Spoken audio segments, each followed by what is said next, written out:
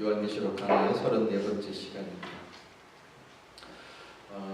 오늘 우리가 보고 있는 15장과 16장은 마지막 7 대접 심판이 있는 장입니다. 그래서 오늘 15장은 그 16장에 있을 7 대접 심판의 서론장이 되는 것입니다. 1절 말씀 보면 또 하늘에 크고 이상한 다른 이적을 보매 7 천사가 7 재앙을 가졌으니 곧 마지막 재앙이라 하나님의 진노가 이것으로 마치리로다 되어 있습니다. 여기서 마지막이라고 라는 이 단어는 시간적 개념의 단어가 아니고 시기적 개념입니다. 그러니까 최종적 심판이 아니라는 것입니다. 요한계시록을 읽을 때 우리가 주의할 점이 바로 이것입니다. 요한계시록은 반복계시고 또한 어떠한 부분에 대해서 여러 가지 측면으로서 강조하기 때문에 이 시기가 시간이 아닌 시기적 개념을 가지고 있습니다. 그래서 우리가 이걸 시간적 개념으로 봐보면 뒤에 나와 있는 19장, 20장에 있는 마지막 하나님의 그 백보자 심판에 대해서는 설명할 길이 없는 것입니다. 그래서 성경에서 종말이라는 이 마지막 때를 말하는 이 단어는 우리가 살아가는 어떠한 시점을 말하는 것이 아니고 그것은 예수 그리스도의 초림 때부터 예수님께서 마지막 재림 이 전부를 말하는 것입니다. 자, 그렇게 말하면 이게 종말이라는 단어의 뜻이면 지금 우리는 어느 시점을 살고 있는 것입니까? 종말의 시점을 살아가고 있는 것입니다. 그래서 요한계시록은 오늘을 사는 우리, 지금 우리에게 가장 필요한 말씀이요 책입니다. 그 어떤 책보다 이 종말론적 이 종말을 다루고 있는 책이기 때문에 종말을 살아가는 우리가 어떻게 살아가야 될지를 정확하게 우리 현실을 안내해주는 말씀이라 하겠습니다. 여러분, 그래서 우리가 계시록 1장 서두에 보면 뭐라고 했습니까? 때가 가까우니까 이 말씀을 읽는 자, 듣는 자, 그리고 이 말씀을 지키는 자에게 복이 있다라고 하는 것입니다.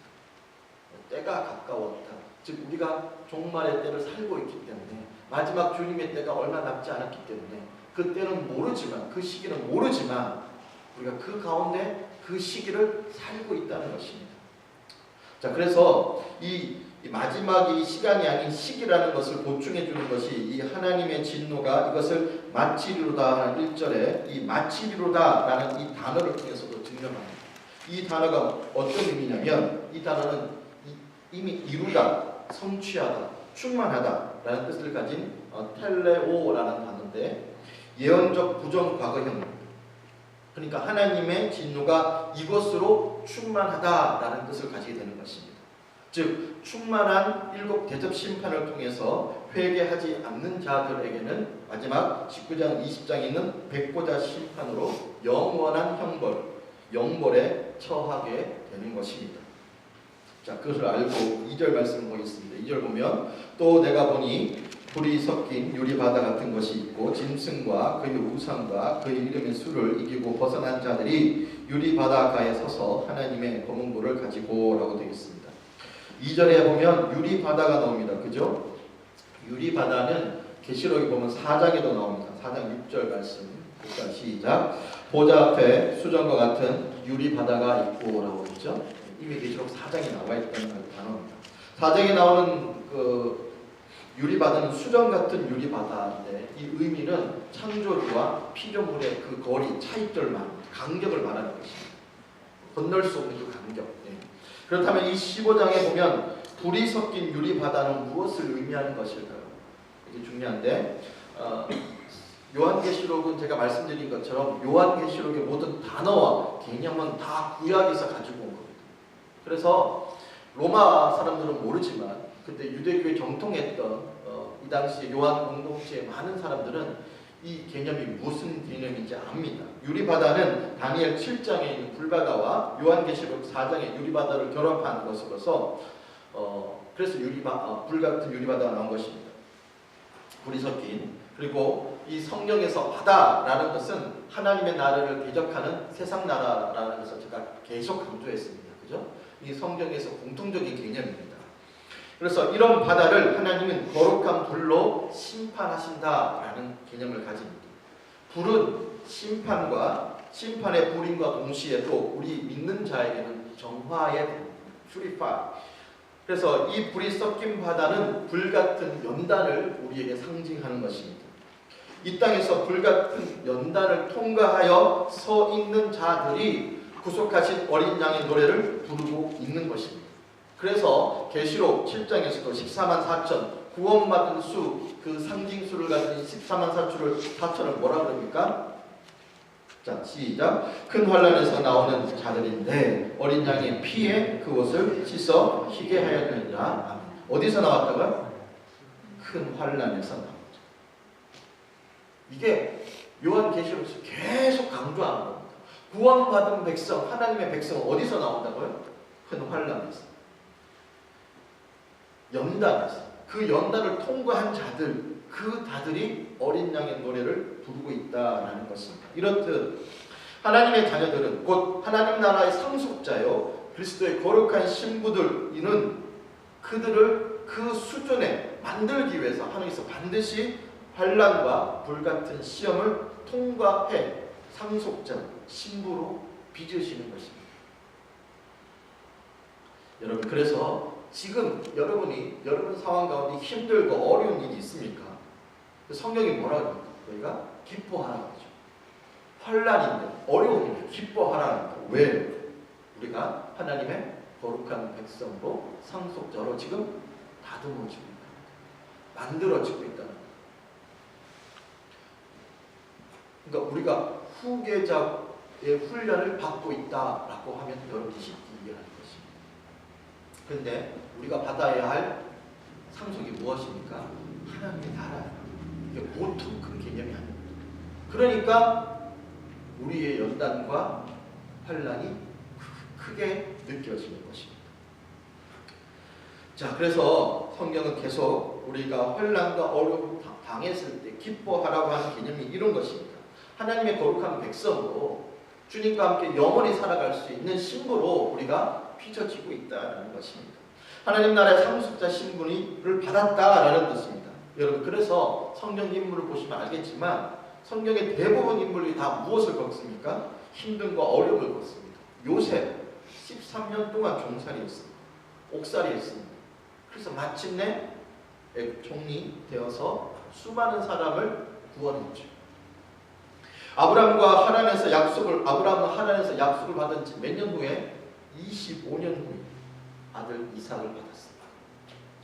그러니까 여러분이 아직 무엇인가 하나님께 약속을 받았는데 25년이 안 됐다. 그러면 아직 안 된 거예요. 기다리세요. 여러분이 아직 훈련을 받았는데 13년이 안 됐다. 그러니까 그 14년이 안 돼서 아무 말도 하지 마세요. 아직 안 됐는가요? 기다리시면 돼요. 웃으라고 얘기한 건데 안 웃으시네요.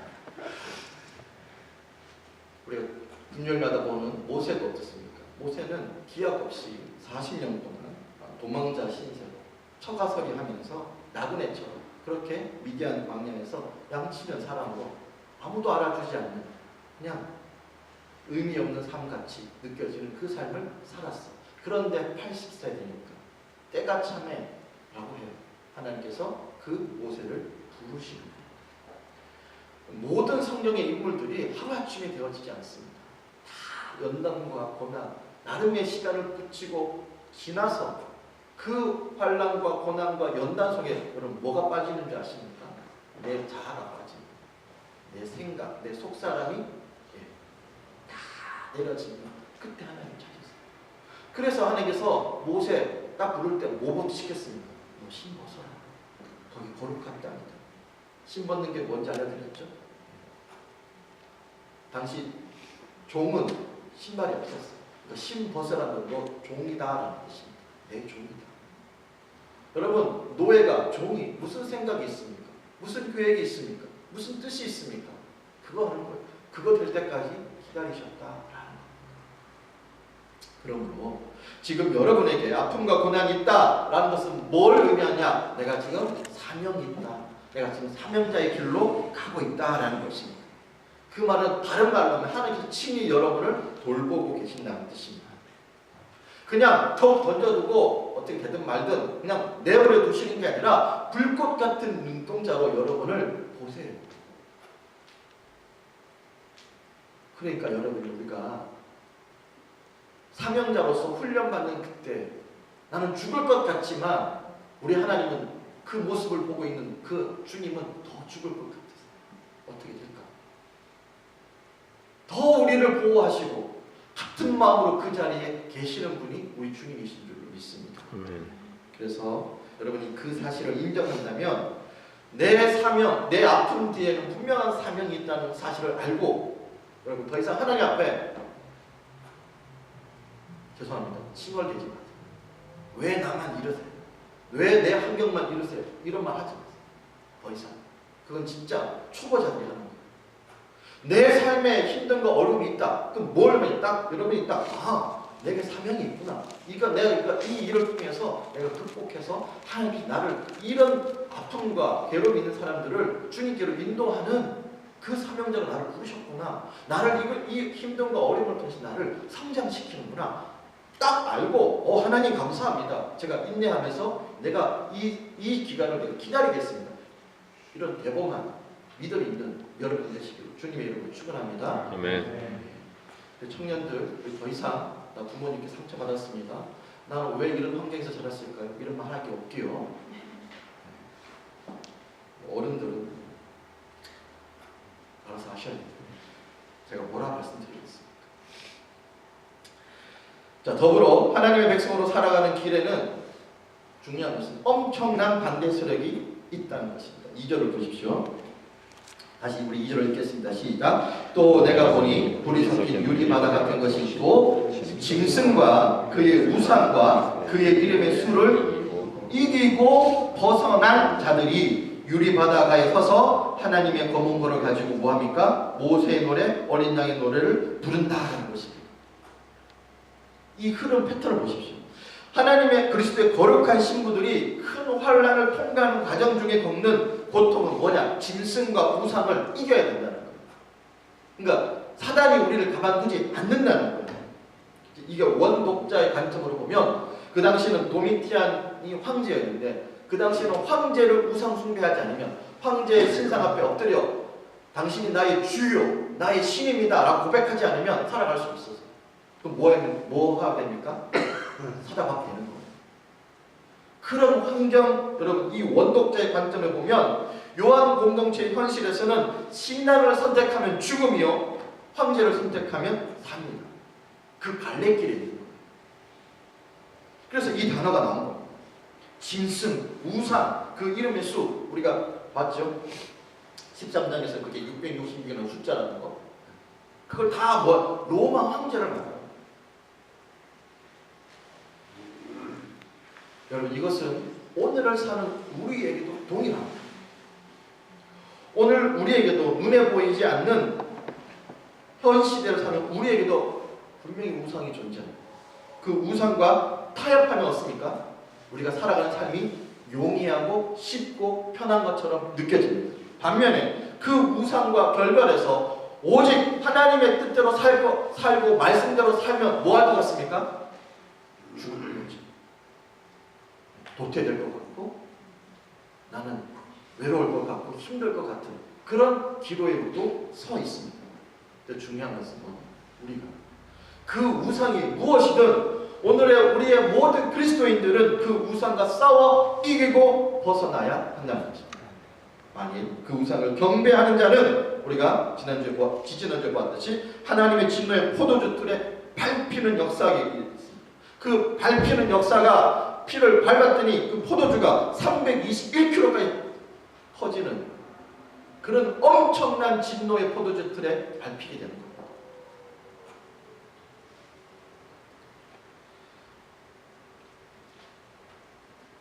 여러분 그래서 우리가 참 신기한 게 금요 예배랑 이 주일 예배가 맞물려서 가는데 금요 예배에서 우리가 보았듯이 출애굽의 목적이 뭐였습니까? 출애굽. 이스라엘 백성들이 출애굽은 우리에게서 출애굽은 무엇입니까? 옛사람에서 나와 하나님의 사람으로 살아가는 것이 출애굽입니다. 그죠? 그 출애굽의 목적이 분명히 무엇이라 했습니까? 하나님을 예배하는 것이라고 했습니다. 그죠? 우리가 하나님을 예배하기 위해서 만들어진 존재라 이사야도 말합니다. 이사야 43장 21절 시작. 이 백성은 내가 나를 위하여 지었나니 나를 찬송하게 하려 함이니라. 아멘. 여러분을 왜 지었다고요? 하나님을 찬송하게, 하나님을 예배하기 위해서 지은 존재라는 거예요. 여러분 모두 다 하나님을 예배하기 위해서 지어진 존재라는 것입니다. 그러므로 하나님을 예배함이 우리의 가장 우선순위가 되어야 하는 것입니다. 왜? 우리 존재의 목적이 그것이기 때문에. 그렇다면 이 시대 최고의 우상은 하나님을 예배하지 못하는 그 무엇입니까?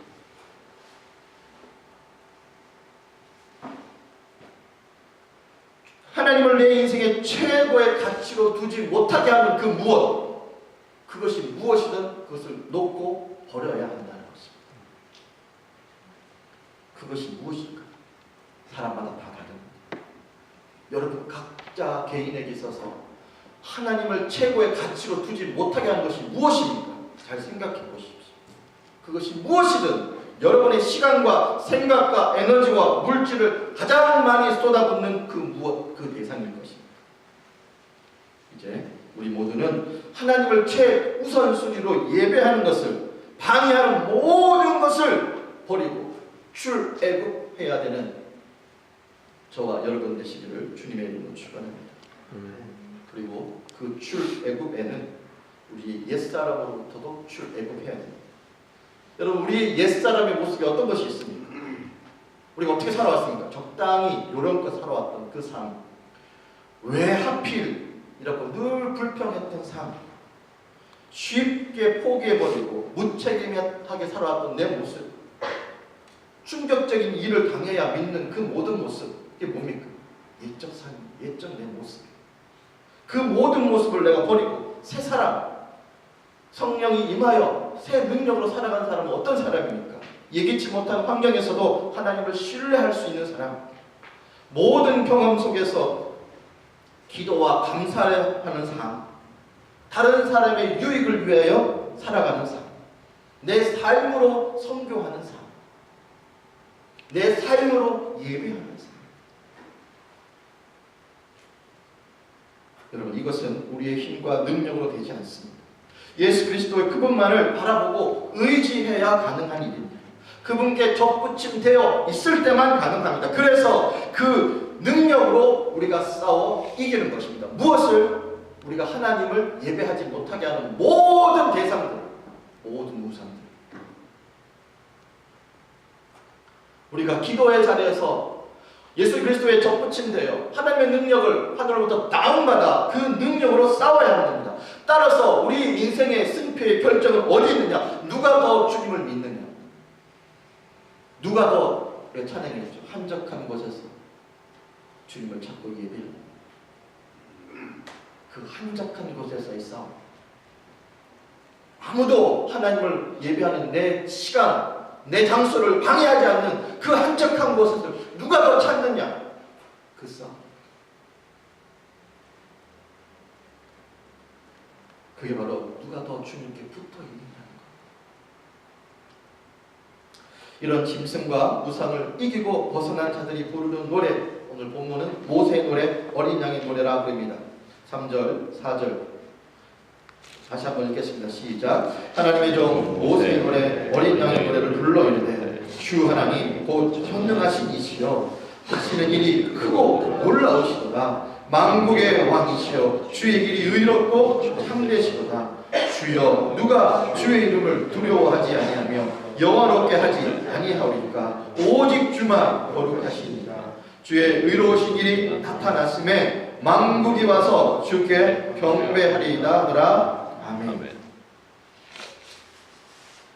여러분 16장의 7 대적 재앙이 시작되기 전에 이 모세의 노래, 어린 양의 노래가 등장합니다.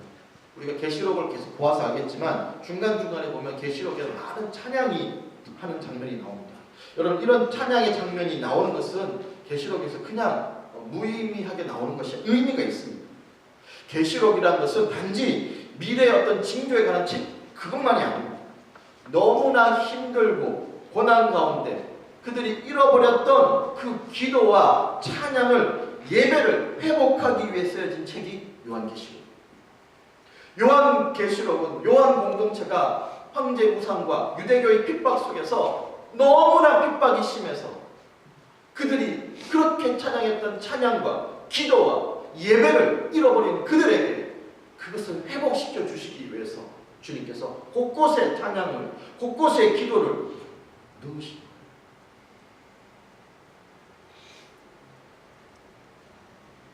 바로 어린 양이신 주님께서 당신의 신부들을 응원하고 있는 겁니다. 너희들의 힘든 거 어려움을 내가 안다. 그러나 참고 오늘을 견뎌라. 무엇으로? 찬양, 기도, 예배.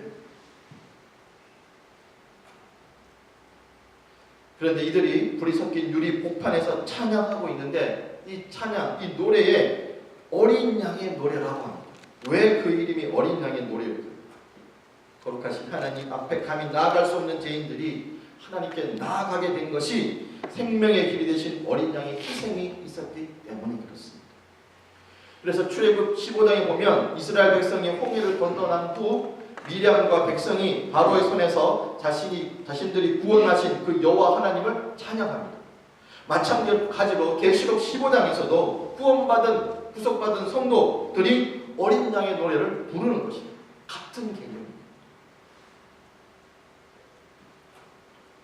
사실 이스라엘의 출애굽을 하고 난 후 홍해를 가르신 하나님을 찬양하는 그 장면은 예수님의 그 재림 때 구원 얻은 성도들이 찬양을 미리 보여주는 그런 그림이라 할 수 있습니다. 그래서 이 편지를 받아보는 원독자의 상황에서 보면 옛날 조상들이 핍박받던 그 애굽을 이기고 노래했던 것처럼 하나님이 오늘도 로마의 도미티안 황제를 이기고 노래하게 하신다라는 뜻을 갖고 있습니다. 오늘 우리의 삶을 터집니다.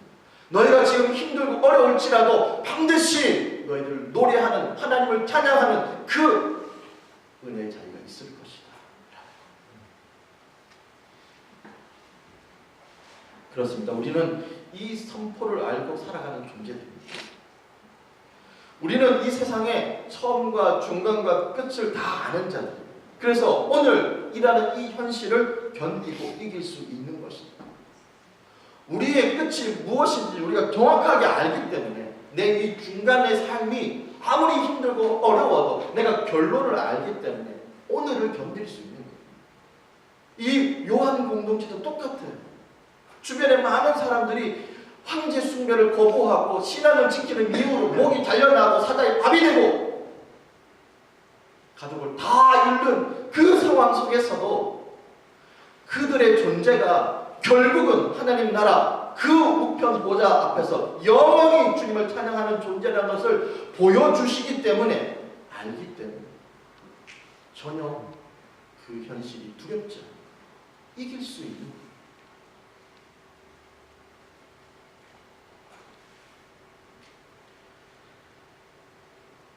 근데 놀라운 사실은 여기서 불 섞인 유리바대 선자들이 부르는 어린 양의 찬양의 핵심이 주님의 행사가 의로우시다라는 것입니다. 3절 끝에 보면 만국의 왕이시여 주의 길이 의롭고 참되시도다. 아멘. 이것을 우리 삶으로 적용하면 이렇습니다. 하나님의 일하심이 이해가 되든 아니 되든 언제나 의롭다는 그 옳은 견단 것이 의롭고 옳다는 그런 고백인 것입니다. 이 고백을 우리가 할 수 있느냐 없느냐의 싸움입니다. 우리가 살다 보면 꼭 나만 겪는 그런 고난, 꼭 나에게만 그런 엄청난 고난을 주시는 것 같은 그런 상황을 겪게 됩니다. 다른 사람들을 보면 잘 사는 것 같은데 왜 나에게만 이 고난을 주시느냐고 눈물 흘릴 때가 있습니다. 그때마다 우리 심령 깊은 속에 나오는 찬양이 이 어린 양 찬양 되어야 할 줄로 믿습니다. 나는 알 수 없고 이해할 수 없지만 그러나 하나님의 행하시는 의로운 겁니다. 내 삶에 이루어지는 이 모든 삶의 역경들 나는 지금은 이해할 수 없지만 그러나 하나님 옳습니다. 언젠가는 내 이 상황이 해석되어지고 언젠가는 이 일로 인해 내가 하나님을 찬양할 때가 있을 줄로 믿습니다 라는 찬양의 고백인 것입니다. 그래서 그렇게 우리가 경배할 수 있다면, 그 기도를 드릴 수 있다면 분명 우리는 승리할 수 있고 그 기도는 헛되지 않을 줄로 믿습니다. 5절 7절 말씀을 보시면 드디어 7 대접을 담은 7 천사가 등장합니다. 7 천사가 하늘의 성전에서 나온다는 것은 이 심판의 주체가 하나님이시다라는 것을 말합니다. 또한 천사들이 빛나는 세마포와 가슴에 금띠를 띠고 있다는 것은 이 모든 천사들이 예수님의 대행자다라는 것을 말합니다. 이 대접이라는 모티브는 5장과 8장의 성도들의 기도를 담았던 대접과 연관이 됩니다. 그러니까 성도들의 피 맺힌 그 기도를 담은 대접에 이제 하나님의 진노가 담겨 교회와 성도를 핍박했던 세상을 심판하시는 개념, 그게 7 대접 심판입니다. 이 본문을 통해 성도와 교회가 포기하지 말고 계속 기도해야 함을 촉구하는 것이 이해되십니까? 기도는 정말 역사하는 힘이 크고 기도는 절대로 헛되지 않습니다. 여러분의 기도는 어떠한 기도도 하나님이 다 들으십니다. 믿으십니까? 우리의 모든 기도는 대접에 담겨 하늘 보좌 위에 올라갑니다. 그리고 그 기도는 하나님의 때에 이 땅으로 반드시 내려옵니다. 북한에 공수교회가 있습니다. 물론 김일성이 만든 아주 보여주기식 가짜 교회입니다. 그래서 교인들을 어떻게 구성했냐면 평양에서 가장 성분이 좋다는 말 아세요? 주체 사상이 뛰어난 김일성을 우상 숭배하는 게 가장 특출한 그런 200명을 공산주의 간부 부인으로 200명을 뽑았어요. 그래서 그들을 형식상 교회를 만들어서 교회를 보냈습니다. 근데 처음에는 이들이 다 교회를 싫어했어요. 그래서 국내지청으로 만든 게 출석부를 만들었습니다. 그래서 출석하지 않으면 당과 수령에 대한 충성심이 부족하다. 그래서 자아 비판을 막 시켰습니다. 북한이 이렇게 한 거죠. 그렇게 해서 약 2년이 흘렀습니다. 그러니까 그들이 어쩔 수 없이 나와야 됐고 계속 출석했습니다. 2년이 흘렀습니다. 근데 놀라운 사실은 2년 후에 그 출석부가 없어졌다는 겁니다. 성분 좋은 간부의 부인들이 예배 2시간 전에 미리 교회에 나와서 찬송을 하고 성경을 읽는다는 겁니다. 그리고 예배자들은 행복이 가득한 얼굴로 바뀌었다는 겁니다. 이제 난리가 났습니다. 북한에서. 이게 어떻게 된 거냐. 근데 더 큰 문제는 주일날 11시가 되면 교회 주변을 서성이면서 교회를 바라보고 있는 사람들이 막 생기기 시작했습니다. 처음에는 10명 정도였는데 나중에는 100명, 500명까지 생겼습니다. 그들은 어떤 사람은 조용히 걷고 어떤 사람은 앉아서 그냥 교회를 바라보고 어떤 사람은 눈을 감고 있고 이런 사람이 100명, 500명으로 늘어버렸습니다. 그런데 12시가 딱 지나면 한 사람도 없이 다 사라지는 것입니다. 그래서 북한에서는 이 사실이 어떤 일인지 확인하기 위해서 그 중에 한 사람을 잡았습니다. 조사를 했습니다. 물었습니다. 너 당신은 예수를 믿는가? 라고 물었습니다. 그랬더니 한 여신도가 나는 예수를 믿습니다. 나는 이제 죽어도 여한이 없습니다. 비록 내가 교회에 들어가서 예배를 보지 못하고 찬송을 부르지 못하고 설교를 듣지 못해도 교회를 바라보는 것만으로도 행복합니다. 저를 죽여주십시오. 저는 이제 여한이 없습니다. 저는 평양에 교회가 세워지기를 40년 동안 기도했습니다. 하나님이 제 기도를 들어주셨습니다. 이렇게 울면서 말한 여인이 성분 좋은 간부의 부인이었다는 것. 여러분, 북한에서 허울 좋은 가짜 교회가 세워져도 그 교회를 멀리서 바라보는 것만으로도 기뻐합니다. 예배합니다. 찬양합니다. 우리는 이 자리에서 마음껏 주님을 예배하고 찬양하고 성경 말씀을 읽을 수 있으면서 우리에게 이런 감격이 있냐? 이런 예배함이 있냐? 우리에게 모든 인생의 목적은 하나님을 예배하는 거예요. 말씀을 맺겠습니다. 우리는 이미 종말의 시대를 살고 있습니다. 이 시대 속에서 우리가 해야 할 일은 오직 하나님을 예배하는 것입니다. 하나님은 내 삶의 최고의 가치와 우선순위를 두는 것입니다. 그러기 위해서는 내 삶의 모든 세상적 가치, 애굽의 가치, 로마의 가치를 버려야 합니다. 하나님을 예배하는 것에 방해되는 모든 것을 다 잘라내야 합니다. 그 버림과 노움의 과정에서 많은 삶의 고난과 힘듦이 있을 수 있습니다. 이해할 수 없는 어려움이 생길 수 있지만 그래도 우리는 주의 길이 의롭고 참되시다 라는 이 어린 양의 노래를 부를 수 있어야 될 줄로 믿습니다. 왜냐하면 우리가 하나님을 믿는 이유가 내 삶의 문제를 해결해 주시는 분이 아니라 그분만으로 만족하는 진정한 사랑 아니기 때문에 그렇습니다. 그 사랑이 바로 예배입니다. 자, 이제 우리 모두 지금 현실의 어떤 문제도 우리는 능히 이기고 견디며 그분을 향한 사랑의 노래 할 수 있으기를 원합니다. 그리고 우리의 기도를 통해 하나님의 때에 하나님의 방법으로 반드시 일하십니다. 그분의 행하신 모든 일은 다 옳습니다. 그 오르신 그분으로 인해 우리의 내일은 영원한 하나님 나라 보좌에 있게 될 줄로 믿습니다. 이 모든 일을 이루시는 하나님, 우리의 삶으로 매일 찬양하는 예배하는 저와 여러분 되시길 주님의 이름으로 축원드립니다.